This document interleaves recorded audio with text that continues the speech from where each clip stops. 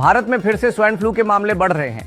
Swine flu, जिसे H1N1 virus भी कहते हैं, पिछले 24 घंटों में मामलों में अचानक तेजी आई है और 54% घरों में कम से कम एक व्यक्ति बीमार है।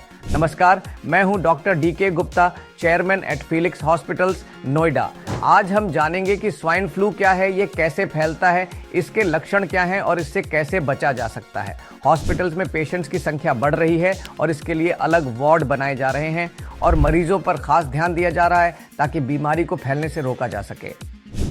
सबसे पहला सवाल, आखिर स्वाइन फ्लू है क्या? स्वाइन फ्लू एक तरह का इन्फ्लुएंजा वायरस है जिसे H1N1 वायरस भी कहा जाता है। This falls under the type A influenza virus and is primarily found in pigs, सुअर। इसीलिए इसे स्वाइन फ्लू नाम दिया गया, लेकिन यह इंसानों में भी फैल सकता है। पहली बार 2009 में इस वायरस की पहचान की गई थी जब यह मेक्सिको में पाया गया और फिर दुनिया भर में फैल गया। 2009 में WHO ने इसे पैंडेमिक यानी महामारी घोषित किया, जिसमें 28,400 से ज़्यादा लोगों की डेथ हो गई थी। हालांकि 2010 में इसे पेंडेमिक के रूप में ख़त्म घोषित कर दिया गया, लेकिन तब से यह हर साल वापस आता है और हज़ारों लोगों को संक्रमित करता है।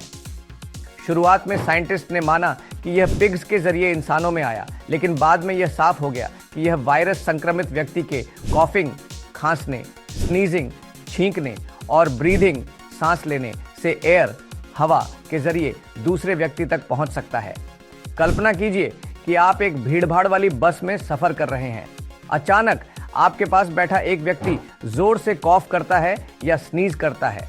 इस दौरान उसकी ब्रेथ और स्नीज से निकली बारीक ड्रॉपलेट्स में वायरस मौजूद हो सकता है। ये छोटे छोटे वायरस युक्त कण एयर में कुछ देर तक तैरते रहते हैं और अगर आप उसी हवा में सांस लेते हैं तो ये वायरस सीधे आपके शरीर में प्रवेश कर सकते हैं। यही कारण है कि स्वाइन फ्लू बहुत तेज़ी से फैलता है, खासकर भीड़भाड़ वाले इलाकों, स्कूल्स, ऑफिसेज और पब्लिक ट्रांसपोर्ट में। इसके अलावा अगर कोई संक्रमित व्यक्ति अपने हाथ से door handles, railings, mobile phones, tables या किसी अन्य सरफेस को छूता है और फिर आप उसी सरफेस को छूने के बाद अपने चेहरे, नाक या मुंह को छूते हैं तो इन्फेक्शन होने की संभावना और बढ़ जाती है। इसीलिए डॉक्टर बार बार हैंड वॉश करने, मास्क पहनने और छींकते खांसते समय मुंह को हैंडकरचीफ या एल्बो से ढकने की सलाह देते हैं।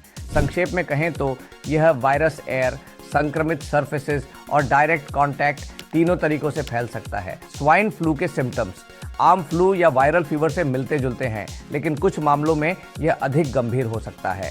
शुरुआत में संक्रमित व्यक्ति को हल्का फीवर, कोल्ड और कॉफ महसूस हो सकती है, जो धीरे धीरे बढ़ती जाती है। शरीर में अचानक तेज फीवर आना, बार बार स्नीजिंग आना और हेडेक होना इसके शुरुआती संकेतों में शामिल हैं। इसके अलावा मरीज को गले में सोर थ्रोट, बॉडी पेन और वीकनेस महसूस हो सकती है।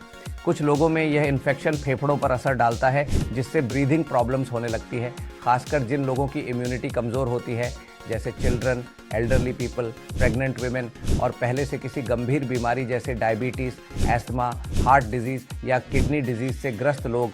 उनमें यह इन्फेक्शन तेज़ी से फैल सकता है और गंभीर स्थिति पैदा कर सकता है। गंभीर मामलों में लंग इन्फेक्शन, न्यूमोनिया हो सकता है, जिससे ऑक्सीजन लेवल कम होने लगता है।